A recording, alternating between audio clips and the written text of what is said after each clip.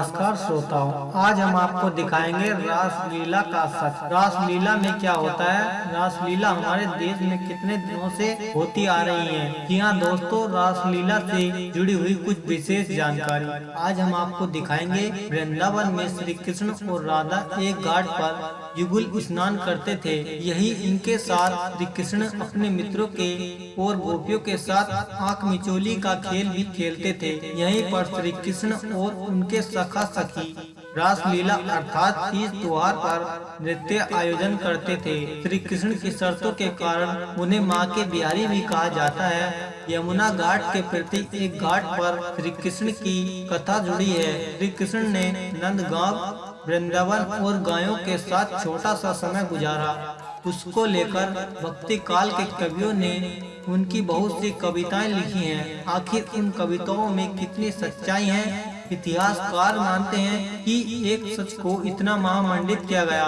कि वो कल्पना पूर्ण लगता है। श्री कृष्ण जब मथुरा में कंस को मारने के लिए गए थे, तब उनका जीवन पूरी तरह से बदल गया।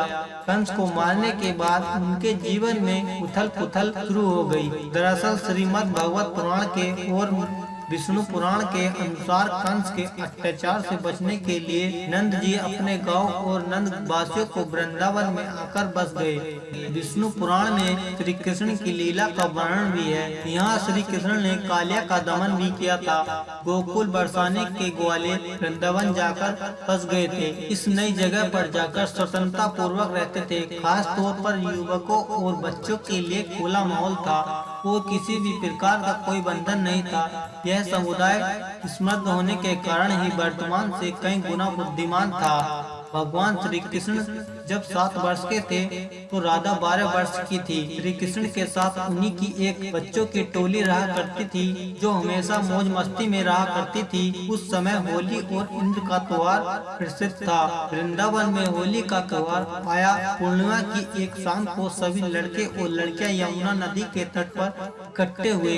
नए माहौल की वजह से कई परंपराएं टूट गई और एक बार लड़कियां और लड़के एक साथ नदी पर नहाने के लिए गए, जहां उन्होंने एक साथ नाच गान किया। लड़कियां की टोली की मुखिया थी राधा और लड़कों की टोली के मुखिया थे श्री कृष्ण। पूरी रात खेल कूद नाच चलता रहा। सब लोग थक कर दूर हो गए। ऐसे में श्री कृष्ण ने अपने कमर से बांसुरी निकाली और उससे मंत्र मुक्त होने वाली धुन छेड़ दी। श्री कृष्ण की यह बांसुरी की धुन अत्यंत मनमोहक थी, जिसे सुनकर सभी उठ गए और मस्ती में झूमने लगे। इस धुन में नाचते हुए इतने मग्न हो गए कि अपने आप ही श्री कृष्ण के चारों ओर नाचने लगे। नाच का यह दौर लगभग आधी रात तक चलता रहा। बच्चों का यह खेल कूद का उत्सव परंपरा में बदल गया। उस समय लड़कों की टोली को गो और लड़कियां की टोली को गोपियां कहा जाता था। कवियों ने श्रृंगार किया इस घटना का।